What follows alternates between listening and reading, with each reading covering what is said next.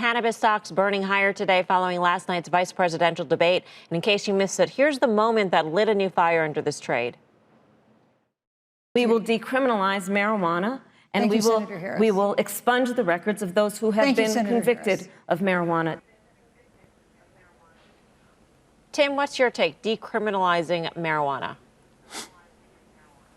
It's a complex issue. It's certainly, I think, the biggest issue on the federal level. And I don't think that investors need to be that focused on it. In fact, what I tweeted out today is I think federal legalization is optionality on a story. The more important legislative ballot dynamic is that you get two major states in Arizona and New Jersey that are going to come online for full adult markets. These are going to be massive markets, as you can imagine, in the Northeast, and then soon you're going to have New York and the entire Northeast to follow. The most important thing for cannabis investors that's different about now and where we were 18 months ago is that the top 4 or 5 plays, and we've had these CEOs on our show, are growing anywhere from 20 to 40%.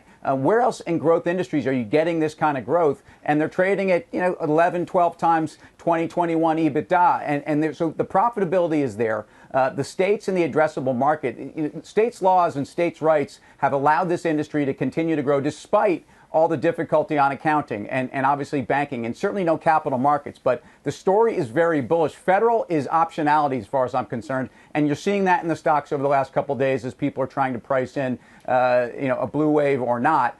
You can see that in the volumes of these stocks. We talked about Trulieve, we talked about GTI, we talked about Cresco, Curaleaf, Terrace, and these stocks are all moving 25% over the last 7 or 8 days. Yeah, I mean, is it just as good, though, for the multi-state operators? Tim, I thought the argument had always been that these guys built their little fiefdoms within each state. They amassed licenses, et cetera, and they've got a good thing going. But once you open it up to the federal level, you can basically pave the way for a Walmart of cannabis to be created or an Amazon of cannabis.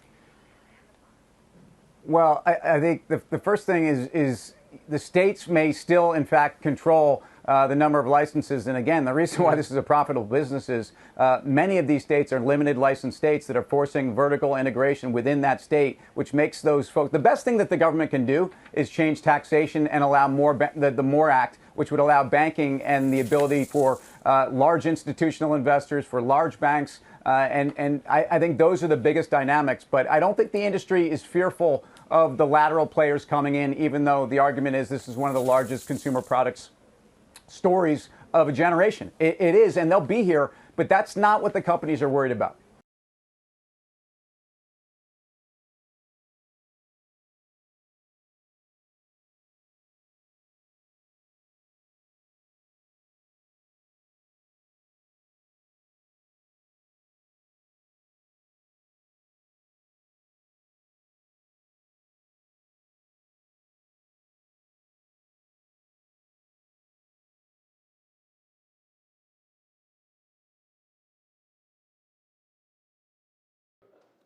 Shepard Smith here. Thanks for watching CNBC on YouTube.